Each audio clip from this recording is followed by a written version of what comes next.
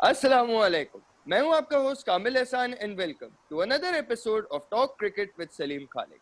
England ने पाकिस्तान के against series 1-0 जीत ली है। बड़ी एक इंटरेस्टिंग सीरीज हुई जिसके अंदर बड़े मजेदार पैसेजेस ऑफ प्ले हुए।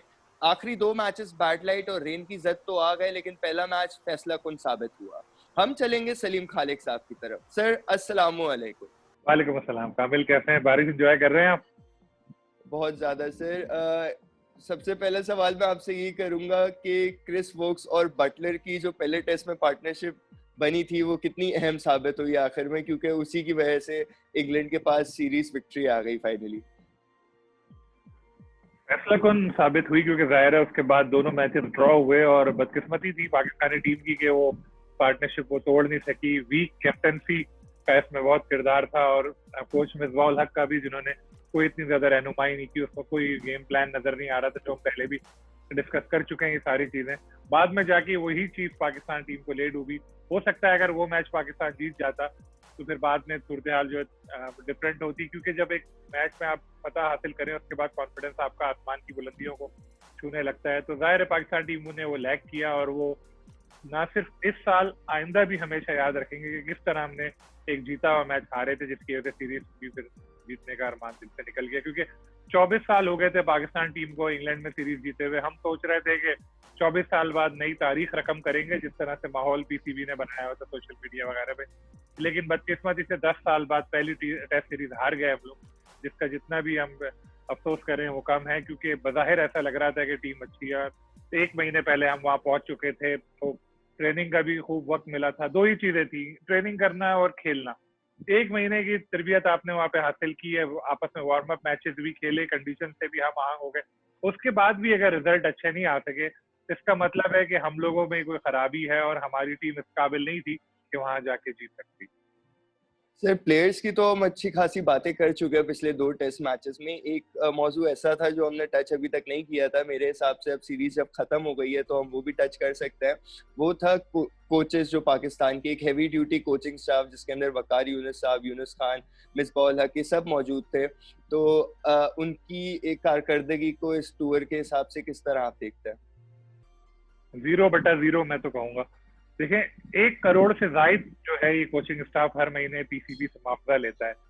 अभी ये पेंडेमिक की वजह से सब लोग अपने घर में बैठे हुए थे, उसके बावजूद इन लोगों को, मिसबाह उल हक को 32 लाख मिलते रहे, वकार यूनुस को 26 या 27 लाख, जितना डॉलर्स में लेते हैं वो। और वो ऑस्ट्रेलियन शहरी हैं अब, तो उनको पैसे भी डॉलर्स में चाहिए होते हैं। तो उसके अलावा यूनुस खान को आप लेकर आए। यूनुस खान को मैं इसलिए जरा साइड में रखता हूँ क्योंकि वो पहली बार इस सेटअप के हिस्सा बने थे और अभी जाहिर है उनको टाइम लगेगा। पता नहीं पीसीबी आगे उनको कंटिन्यू करता है नहीं करता, जो मुझे मुश्किल लग रहा है। तो इतना भारी भरकम मुश्ताक अहमद भी थे, आपके पास कोचिंग स्टाफ था, परफॉर्मेंस सामने नहीं आई तो फिर फायदा क्या कोचिंग स्टाफ का। वकार यूनुस को हमेशा से चाहिए होते हैं यंग लड़के, जिनके ऊपर वो अपनी चला सकें, जो मैच के बाद अच्छा परफॉर्म करके बोले। विकी भाई ने बड़े मशवरे दिए थे। अब तो उनके लिए आइडियल सिचुएशन थी, यंगस्टर्स थे सारे, तो उनको तो चाहिए था कि उनसे अच्छा काम लेते हैं कि वो परफॉर्म करते हैं। अपने जैसे नहीं तो अपना 50%, चलो 30% ही परफॉर्म करवा लेते तो बोलते जबरदस्त परफॉर्मेंस रही। यासिर शाह तो थ्रू आउट अच्छा परफॉर्म करते चले आ रहे हैं, यहाँ भी उन्होंने 2 बार 4 विकेटें ली, अगर मैं गलत नहीं हूँ, तो उनकी परफॉर्मेंस तो अच्छी है, बेहतर परफॉर्मेंस है। यासिर शाह के बाद फिर शादाब खान को एक मैच खिलाया, इतना उनको मौका नहीं मिला। तो मुश्ताक अहमद जो है उनको भी इसमें क्या कह सकते हैं, क्योंकि जाहिर है कि कोई हम इतने सारे स्पिनर्स तो लेकर गए नहीं थे। असल जो आ रहा है वो आ रहा है मिसबाह उल हक और उसके बाद वकार यूनुस के ऊपर। मिसबाह उल हक जो है, चीफ सेलेक्टर साहब ने जो टीम बनाई, 30 खिलाड़ी दिए मिसबाह उल हक को, लेकिन हेड कोच जो है उन्होंने उसको सिर्फ 12 खिलाड़ियों को आजमाया, यानी 18 खिलाड़ी जो मुंतखब हुए थे उनको कोई अहमियत ही नहीं दी। अब ये इत्तेफाक की बात है कि चीफ सेलेक्टर साहब भी मिसबाह हैं और हेड कोच भी मिसबाह है। अब वो ये कह भी नहीं सकते कि जी चीफ सेलेक्टर ने जो मुझे लड़के दिए थे वो मुझे पसंद नहीं थे इसलिए मैंने इन 12 को ही खिलाया। तो आपको कॉन्फिडेंस रखना चाहिए था। अगर आपने देखा कि टीम में कोई ऐसा बैलेंस नहीं बन पा रहा है तो आप चेंज कर देते, एक आध कोई तब्दीली कर देते। जैसे फवाद को आप लेकर आए, सर बॉलिंग की हम पहले बात कर रहे हैं, तो नसीम शाह एक ऐसा लड़का जिसका भी शनाख्ती कार्ड भी नहीं बना, 18 साल का भी नहीं हुआ वो, उसके ऊपर आपने इतना सारा प्रेशर डाल दिया। शाहीन शाह अफरीदी तीनों तरफ की क्रिकेट खेल रहा है, वो भी एक यंगस्टर है, दोनों बहुत जबरदस्त बॉलर है और इनको हमें लेके चलना है काफी अरसे तक। उसके लिए जरूरी है कि इनको एहतियात से इस्तेमाल करें, लेकिन ये मुसलसल तीनों मैच उनको खिलाए। और उससे फिर ये होगा कि कुछ अरसे बाद कोई कमर पकड़ के बैठा होगा, कोई घुटना पकड़ के बैठा होगा। ये चीज देखनी चाहिए थी, ये भी मिसबा का कसूर है। आपने देखा होगा कि सुहेल खान ने अच्छा परफॉर्म किया था, उनको एक आध मैच में खिला देते। तो बॉलिंग में मैंने देखा कि उन्होंने कोई चेंजेस ही नहीं की, बैटिंग में एक चेंज हुई। तो मैं तो कहूँगा कोचेस का बहुत बड़ा किरदार है कि वो टीम से अच्छी परफॉर्मेंस नहीं ले सके और इनको इसकी जिम्मेदारी कबूल करनी चाहिए।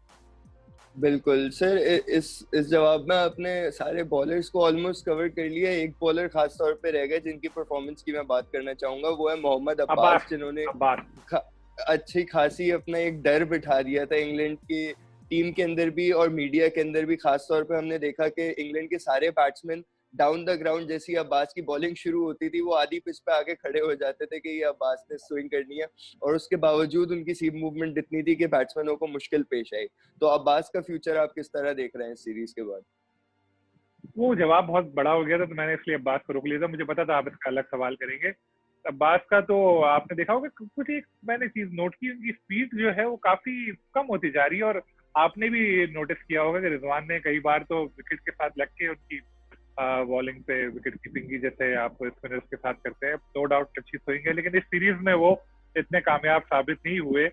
और एक चीज आपने भी नोट की होगी कि ओकेजनली हमें लगा कि हमारे बॉलर्स जो है बड़ी अच्छी बॉलिंग कर रहे हैं। जैसे एक स्पेल हुआ बहुत जबरदस्त, हमें लगा अभी विकेट मिली, अभी विकेट मिली। उसके बाद फिर आहिस्ता आहिस्ता जब थकने लगते हैं तो परफॉर्मेंस का वो मेयार उनका बरकरार नहीं रहता, चाहे वो अब्बास हो, नसीम हो या शाहीन हो। ये चीज आपने भी नोट की होगी। तो इसकी वजह यही है कि जब आप मुसलसल खिलाएंगे उन्हीं बॉलर्स को, और फिर वो ज़ाहिर इंसान है, मशीन थोड़ी है कि वो फिर खेलते रहे, तो परफॉर्मेंस में फर्क आता है। तो अब्बास ने इससे पहले इंग्लैंड के जो टूर थे उनमें अच्छा परफॉर्म किया था, मैच भी जितवाए, काउंटी क्रिकेट में भी उनकी परफॉर्मेंस अच्छी रही थी। लेकिन इस सीरीज में बदकिस्मती से जो उनसे उम्मीदें वाबस्ता थी उसको पूरा नहीं हो सके। वो क्या, तीनों पेसर्स हमारे, जैसे उन्होंने, अगर आप कैलकुलेट करें, 13 विकेटें हैं मेरा ख्याल है इन तीनों की मिलके। एक बार ही पाकिस्तान ने इंग्लैंड को ऑल आउट किया है। तो दूसरी तरफ अगर हम देखें तो यासिर शाह अकेले जो है वो 11 विकेटें ले गए, क्योंकि उनकी परफॉर्मेंस भी बहुत ऐसी एक्स्ट्राऑर्डिनरी नहीं थी, ठीक थी, लेकिन हम ये नहीं कह सकते कि बिल्कुल मैच विनिंग परफॉर्म किया उन्होंने। तो बॉलिंग अटैक हमारा ओवरऑल अगर देखें तो यासिर शाह को अगर आप छोड़ दें, उसके अलावा कोई खास तासर छोड़ नहीं सका। हम बॉलिंग की ऊपर ही बात करते हैं कि बॉलिंग हमारा अहम हथियार है, लेकिन इस दफा वो अहम हथियार हमारा नहीं चल सका।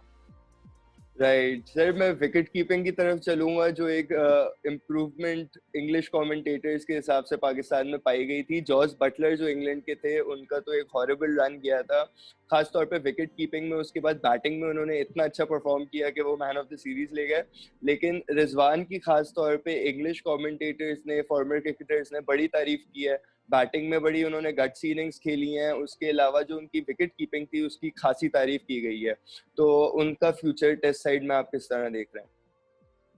ये बहुत जबरदस्त रिजवान की परफॉर्मेंस रही है। पाकिस्तान की खुशकिस्मती है कि उसे हर दौर में अच्छा विकेट कीपर बैट्समैन मिल जाता है। एक जमाना था जब राशिद लतीफ और मोइन खान थे, एक जाता था दूसरा आता, तो जो भी आता था जबरदस्त परफॉर्म करता था। अब रिजवान और सरफराज है, लेकिन रिजवान के ऊपर काफी प्रेशर भी था। सरफराज वहाँ साथ हैं कि यार जरा सा मैं अच्छा परफॉर्म नहीं कर सका तो वो आ जाएंगे, लेकिन अब रिजवान ने अपनी उम्दा परफॉर्मेंस से अपने आप को टीम का मुस्तकिल रुकन साबित कर दिया है। ना सिर्फ विकेट कीपिंग, बैटिंग में भी उन्होंने 2 इनिंग्स खेली, बड़ी जबरदस्त उन्होंने 50 बनाई, और लग रहा था, एक कॉन्फिडेंस नजर आ रहा था उनके अंदर, जिससे पाकिस्तान को विकेट कीपिंग के शोबे में कम से कम परेशान होने की जरूरत नहीं है। माशाल्लाह हमारे बहुत अच्छे विकेट कीपर है और रिजवान ने अपने आप को साबित किया है। तो जोस बटलर की आप बात कर रहे हैं, उनकी परफॉर्मेंस वाकई विकेट कीपिंग में काफी, उन्होंने कैचेस भी ड्रॉप की जिससे इंग्लिश टीम को नुकसान भी हुआ। लेकिन आप अगर देखें तो जो तीसरा मैच था उसमें एक कैच उन्होंने दूसरी स्लिप में डाइव लगा के लिया, और उसके बाद जो सेकंड इनिंग थी उसमें सीधा कैच उन्होंने शान मसूद का छोड़ दिया था। लेकिन शुक्र है कि रिजवान के साथ ऐसा नहीं था, उन्होंने गालिबन एक स्टंप ही, अगर मैं सही कह रहा हूँ, तो उन्होंने छोटा सा चांस आया कि, तो ओवरऑल उनकी परफॉर्मेंस बहुत जबरदस्त रही और पाकिस्तान टीम के लिए एक अच्छी अलामत है। बिल्कुल, फवाद आलम सर एक अनलकी बैट्समैन साबित हुए, उन्हें फाइनली चांस मिला। सेकंड टेस्ट के अंदर एक ही इनिंग्स खेल पाए जिसके अंदर 0 पर आउट हुए। उसके बाद दूसरे मैच के अंदर भी 0 पे उनकी सेकंड इनिंग्स का इख्तिताम हुआ, नॉट आउट वापस गए, लेकिन फर्स्ट इनिंग्स में वो 21 रन बनाए उन्होंने, कोई 70 ऑड बॉल्स में। बड़ी एक मेहनत वाली इनिंग्स खेल रहे थे, लेकिन एक बड़ा एक डॉम बेस्ट की एक हल्की फुल्की एक स्पिनर के ऊपर एज पकड़ा गया वो बटलर को। तो फवाद आलम के आगे फ्यूचर आप किस तरह देख रहे हैं? इतनी मेहनत के बाद वो वापस आए लेकिन परफॉर्म ना कर सके, तो आगे उन्हें चांसेस मिलेंगे अब? देखिए, बात ये है कि आप एक महीने के भी गैप आ जाए किसी चीज में आपका, चाहे आप गाड़ी भी चलाते हो, अगर एक महीने बाद आप ड्राइविंग करें तो आप उसके बाद जब आप लॉन्ग रूट पे निकले तो आपको एक थोड़ा सा खौफ होता है कि यार कहीं मैं एक्सीडेंट ना कर लूं या ना कर लूं। क्रिकेट में भी ऐसा ही है, अगर बहुत बड़ा गैप आ जाए 1 महीने का 2 महीने का, तो आपका जो कॉन्फिडेंस लेवल है वो जीरो हो जाता है। 10 साल, 10 साल बहुत बड़ा वक्फा होता है। इतना मेहनत के बाद डोमेस्टिक क्रिकेट में परफॉर्म करने के बाद वो जब वापस आए तो बहुत ज्यादा वो प्रेशर में थे। मैं उनको डिफेंड नहीं कर रहा, लेकिन मैं एक बात बता रहा हूँ आपको, तो उस प्रेशर की वजह से वो जो है अपना परफॉर्मेंस सही नहीं दिखा सके। उनको कंडीशंस भी ऐसी मिली, हो सकता है कि अगर वो फैसलाबाद में, कराची में या लाहौर में खेल रहे होते तो वो भी कर देते 60-70, अगर उनकी बैटिंग आती। वैसे तो ऐसी पिचेस पे बैटिंग ही नहीं आती, शुरू के चार प्लेयर ही, 5 प्लेयर ही सेंचुरियां बना देते, लेकिन वहां वो उनको मौका नहीं मिला। अब जहां उनको मौका मिला वहां वो परफॉर्म नहीं कर सके, उनकी बैड लग गई। लेकिन मैं अभी भी यही कहूंगा कि फवाद को टीम के साथ रखना चाहिए, उनको मौका देना चाहिए, क्योंकि आपने देखा होगा कि तीसरे टेस्ट की जो पहली इनिंग है उसमें उनका कॉन्फिडेंस आहिस्ता आहिस्ता बहाल होना शुरू हुआ था, और वो एक एंड उन्होंने तकरीबन ब्लॉक करके रखा हुआ था। बदकिस्मती से वो कॉट बिहाइंड हो गए, लेकिन इससे लग रहा है कि उनको अगर इसी तरह मौके मिले तो परफॉर्म करते रहेंगे। जब आपने 10 साल तक असद शफीक को, अजहर अली को मौके दे दिए, तो फिर फवाद को भी मौका दे। 10 साल नहीं तो कम से कम 1-2 सीरीज तो और खिलाएं, एक होम सीरीज तो बनती है उनकी, तो इंशाल्लाह वो भी परफॉर्म करेंगे। बिल्कुल सर, बाबर आजम जो पाकिस्तान के सबसे बेस्ट बैट्समैन है, उनकी बात किए बगैर तो मेरे ख्याल से सीरीज रिव्यू हो नहीं सकता, तो उनकी भी मैं मुख्तसर आपसे सवाल करना चाहूंगा। सॉलिड परफॉर्मेंसेस रही, जितना हम एक्सपेक्ट कर रहे थे कि बहुत बड़े बड़े स्कोर शायद उनकी तरफ से आए, वो तो नहीं आ सके, लेकिन एक सॉलिड परफॉर्मेंसेस हर दफा जब वो क्रीज पर आते थे बड़े सॉलिड लगते थे। तो बाबर आजम की इस सीरीज के बारे में क्या सोचते हैं आप? बाबर आजम ने जो स्टैंडर्ड सेट किया है अपने लिए, उस हवाले से ये सीरीज उनके लिए इतनी खास नहीं रही। तो बात यही है ना कि देखें, होता ही है कि हम लोगों का कसूर है। बाबर, कोहली और डेनिस लिली, नसीम शाह, ये गलत है ना, ये मवाजने कर करके हम अपने प्लेयर्स के साथ ही गलत करते हैं, जिससे उनके ऊपर तवक्कुआत का बोझ बढ़ जाता है। बाबर के ऊपर भी बहुत ज्यादा तवक्कुआत का बोझ था, जिसकी वजह से देखें कि उनकी बेहतर परफॉर्मेंस भी हम लोगों को लग रही है कि शायद उन्होंने अच्छा परफॉर्म नहीं किया, क्योंकि उन्होंने स्टैंडर्ड बहुत हाई सेट कर दिए हैं। बाबर पाकिस्तान टीम का असासा है और इंशाअल्लाह वो आइंदा भी परफॉर्म करेंगे। मैं बस सबसे यही दरख्वास्त करूंगा, उनको कोहली के साथ ना मिला है, ना ही नसीम शाह को बोले गई है, डेनिस लिली मिल गया है। बोर्ड का भी इसमें कसूर है। देखें, पीसीबी करता ही है कि अपने मीडिया से कहता है कि जी आप प्लेयर से बात नहीं कर सकते, और इंग्लैंड में जाके हमारे प्लेयर्स जो है वो खूब इंटरव्यू भी दे रहे हैं। वहां पर पहले उन्होंने खुद ही वीडियो बना के एक जारी कर दी कि जी वकार यूनुस ने 4 मिनट में जो है उनको सिखा दी, सुहेल खान को बॉलिंग सिखा दी, और उन्होंने जबरदस्त परफॉर्म किया, सुहेल से ही कहलवा दिया। बाद में आपने एक इंटरव्यू करवाया जहां पर कहते हैं ये नसीम शाह के बारे में डेनिस लिली वाली बात आ गई सामने। तो इस तरह आप अपने प्लेयर्स के ऊपर खुद ही अननेसेसरी प्रेशर डाल रहे हैं, जहनी तौर पे जो है वो गोरों के गुलाम है। आप कहते हैं कि जी इंग्लिश जो सहाफी है उनके लिए अलग पाकिस्तान की मीडिया कॉन्फ्रेंस होगी, इंग्लिश क्रिकेट बोर्ड कहता है कि आप हमारी वाली मीडिया कॉन्फ्रेंस में शरीक हो, लेकिन सवाल करने की गारंटी नहीं, हम अपने मीडिया को तरजीह देंगे। तो ये देखिए मुख्तलिफ चीजें हैं, बात कहीं से कहीं जा रही है, लेकिन बात निकली तो मैं आपको बता दूं कि पीसीबी ने ये गलत किया, अपने प्लेयर्स को दूसरे मीडिया के सामने लेकर आते हैं, एक्सपोज करते हैं, उससे फिर अननेसेसरी बातें सामने आती हैं और ये कंट्रोवर्सी क्रिएट होती है। जितना बाबर और दूसरे खिलाड़ी इस तरह की चीजों से दूर रहेंगे, उनकी परफॉर्मेंस अच्छी रहेगी। राइट सर, सीरीज के हिसाब से एक आखिरी सवाल जो परफॉर्मेंसेस प्लेयर्स के बारे में बनता है वो है अजहर अली और असद शफीक पे। हम पूरी सीरीज बात करते हुए आ रहे थे कि इन दोनों सीनियर प्लेयर्स पे अच्छा खासा प्रेशर है। असद शफीक कन्वर्ट नहीं कर सके इतना कोई सब्सटैंशियल स्कोर में, लेकिन अजहर अली ने final test almost single handedly पहले इनिंग्स में बचाया, 141 बना के इंश्योर किया कि पाकिस्तान में जज्बा भी है कि वो अगली इनिंग्स में खेल सकें और ड्रॉ की तरफ जा सकें। तो अजहर अली और असद शफीक की परफॉर्मेंस के बारे में आप क्या सोचते हैं? देखिए, एक इनिंग अजहर अली ने खेली 141 रन की, वो उनकी जो बाकी फ्लॉप इनिंग्स थी उससे आगे निकली, और पूरी सीरीज के वो जो है टॉप किया उन्होंने, जिससे आप अंदाजा लगा लें कि वो एक इनिंग कितनी कीमती थी। और वाकई अगर वो जल्दी आउट हो जाते तो शायद पाकिस्तान ये मैच नहीं बचा पाता। लेकिन एक कप्तान है, उसे अपनी कारकर्दगी में तसलसल लाना चाहिए, और अजहर अली को भी ये देखना पड़ेगा कि कारकर्दगी में तसलसल लेकर आए, क्योंकि इस तरह हमारे यहाँ तो यही होता है कि जब प्लेयर का अपना कैरियर खतरे में होता है, वो एक बड़ी इनिंग खेलता है, फिर रिलैक्स कर जाता है, फिर 6 महीने नाकाम रहता है, जब निकालने की बातें होती है फिर आगे कर जाता है। फिर अभी तो देखें, असद शफीक जो है वो पूरी सीरीज में कुछ नहीं कर सके। मेरा ख्याल है कि अब अगली जो भी सीरीज हो, जब भी हो, उनको रेस्ट देना चाहिए। 10 साल हो गए उनको खेलते हुए, जैसे पहले हमने डिस्कस किया था, होम ग्राउंड पे या दुबई वगैरह में वो अच्छा परफॉर्म करते, जहां जरा मुश्किल पिचेस मिलती हैं वहां वो परेशान होते हैं। तो उनको अब रेस्ट देना चाहिए, किसी यंगस्टर को आजमाएं, आप डोमेस्टिक में परफॉर्म करें फिर दोबारा ले आए, कोई बात नहीं, लेकिन फिलहाल तो किसी यंगस्टर को आजमाए, और अदर को भी जो है ये देखना पड़ेगा कि जी इस तरह नहीं चलेगा कि एक इनिंग के लिए आपने बाकी बना काम। आप कैप्टन है, आपको आगे बढ़कर अपनी सलाहियत से टीम को लेकर चलना पड़ेगा, वरना यही होगा कि जरूरी नहीं है कि हर दफा सेकंड लास्ट इनिंग में आप फिर स्कोर कर जाए और टीम में जगह बच जाए आपकी। राइट सर, अगला सवाल मैं आपसे करूंगा टीम मैनेजमेंट में चेंजेस के बारे में। प्रेस ट्रस्ट ऑफ इंडिया के अंदर एक खबर शाया हुई थी जिसके अंदर था कि इंकशाफ के सोर्सेज ने कहा है कि चीफ सेलेक्टर जो है पीसीबी चेंज करने का सोच रही है, और जो चेंज होना है वो उन्होंने ये कहा था कि एक कोई फास्ट बॉलर है जिनमें बड़ी स्टार पावर थी बैक इन द डे। तो चीफ सेलेक्टर की अपॉइंटमेंट के बारे में आपका क्या ख्याल है? फास्ट बॉलर की पावर तो हमेशा बरकरार रहती है। एक बार साबिक फास्ट बॉलर की आजकल बड़ी पावर है पीसीबी में। सारे बड़े फैसले जो है वही साबिक फास्ट बॉलर जो है हमारे वही करवा रहे होते हैं। इसको कोच बनाओ, इसको अकेडमी में लाओ, इसको ये करो, बड़ी पावर है इनकी। तो इस स्टोरी की जहाँ तक बात है कि तो इस बारे में कोई मुझे तो पता नहीं चला। अगर उनका इशारा शोएब अख्तर की जानिब था तो ये तो डिजास्टर होगा पाकिस्तान क्रिकेट के लिए। एक शोएब अख्तर जैसा बंदा जो पूरी जिंदगी इनडिसिप्लिन रहा, जिसके साथ नाखुशगवार वाकयात मौजूद हैं कि पूरी किताब लिखी जा सकती है, और अभी भी वो प्रो इंडियन हर जगह पे जाके बातें कर रहे होते हैं, इंडिया ऐसा, इंडिया वैसा। अपने खिलाड़ियों के साथ इंडिया की तारीफ की होती है उनको, ताकि यूट्यूब पे व्यूज मिले और उनकी वीडियोस के जो है इनका नाम हो सब्सक्राइबर्स उनके पड़े। ऐसे बंदे को पाकिस्तान क्रिकेट में लाना तो ये अपने पाँव पे कुल्हाड़ी मारने के बराबर होगा। लेकिन आई होप पीसीबी भी शायद ना करे ऐसा, लेकिन कुछ कह नहीं सकते क्योंकि शोएब अख्तर भी जरा सख्त बातें कर जाते हैं, और जो क्रिकेटर सख्त बातें करेगा उसको पीसीबी में जॉब तो मिलनी ही मिलनी है, चाहे वो यूट्यूब पे करेगा या मीडिया में आके करेगा। तो अब तो ये आप देख ही रहे हैं, काफी जुम्मा बाजार लगा दिए कोचेस फैनों ने।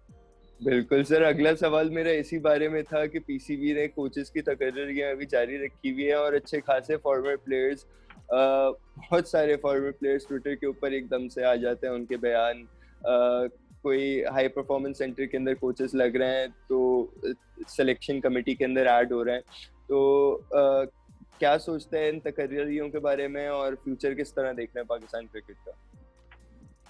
देखें, अगर ये तकर्रियां हुई होती नेक नियति के साथ तो शायद मैं बड़ा खुश होता, लेकिन बदकिस्मती से ऐसा है नहीं। जो लोग पीसीबी के खिलाफ तनकीद करते थे, बातें करते थे, उनको ज्यादातर को जॉब्स दी गई हैं। मोहम्मद यूसुफ भी काफी इस तरह का सख्त बयान देते रहते थे, लेकिन आपने देखा पिछले कुछ दिनों से उनका अंदाज थोड़ा बदला बदला सा लग रहा था पीसीबी की तरफ से। देखिए, एक क्रिकेटर ने बताया, उन्होंने कहा कि हमारे पास कॉल आई थी कि आप जरा हाथ हौला रखा रखें, आपको भी कहीं फिट करा देंगे। तो गालिबन ऐसी कॉल और भी लोगों के पास गई होगी, इसलिए सारे ही फिट हो गए। तो आप देखें, अतीकुज़मा को लेकर आ गए, जिन्होंने काफी जब वो क्रिकेट खेलते थे उनका नाम अच्छा नहीं था। उसके बाद अभी लाहौर कलंदर के साथ वो पीएसएल में वाबस्ता हुए थे। लाहौर कलंदर ने उनको टीम के साथ ग्राउंड आने से मना कर दिया था ड्यूरिंग द मैचेस, और होटल में छोड़ा था। क्यों पूछा? पीसीबी ने उसको आपने कोच बना दिया। तो देखना पड़ेगा। और भी बहुत सारे ऐसे कोचेस को लेकर आए हैं जो मैं जानता हूँ कि कौन किसकी सिफारिश से आया, लेकिन मैं क्या करूँ, क्यों किसी का नाम लूं। लेकिन ज्यादातर ऐसे ही। अब आपने नई चीज भी पढ़ी होगी कि पीसीबी ने कह दिया है कि जी हमारे से वाबस्ता जो भी कोचेस हैं या दूसरे मीडिया से बात नहीं कर सकते, यूट्यूब वीडियोस नहीं बना सकते। इसका मतलब यही है कि नोटों से जो है मुंह जो है इन लोगों के बंद कर दिए कि जी पैसे पकड़ो और चुप रहो। तो और भी बाकी साबिक टेस्ट क्रिकेटर जो बचे हैं उनको भी यही चाहिए, बोर्ड के खिलाफ तनकीद करें, नौकरियां उनको भी कहीं ना कहीं मिल जाएंगी। फिट करने में तो बोर्ड माहिर है, लेकिन इस चीज का फायदा नहीं होगा, नुकसान होगा पाकिस्तान क्रिकेट टीम को। पाकिस्तान टीम हारेगी अगर, तो ये क्रिकेटर भी कैसे तारीफ करेंगे? जैसे ट्विटर ब्रिगेड की तरह ये थोड़ी कह देंगे जी कंडीशन से हम आहंग नहीं हो सके या टीम ना तजुर्बेकार है। वो जो एक रिवायती वाहन है जो मैं और आप बचपन से सुनते आ रहे हैं। तो इस चीज को पीसीबी को सोचना पड़ेगा। पैरेट पे लेकर आएंगे तो आप हम बिल्कुल दाद देंगे, लेकिन इसमें तो मुझे नियतें कोई अच्छी नहीं लग रही। बिल्कुल, thank you so much sir for joining us. तो ये था हमारा show Talk Cricket with Saleem Khaliq. अगर आप कोई अपने सवाल भेजना चाहते हैं तो आप मुझे ट्वीट कर सकते हैं @कामिल_ब्रेकडाउन। अगर आप सलीम खालिक साहब से बात करना चाहते हैं तो आप ट्वीट कर सकते हैं @Saleem Khaliq. Thank you so much for joining us. Till next time, अल्लाह हाफिज।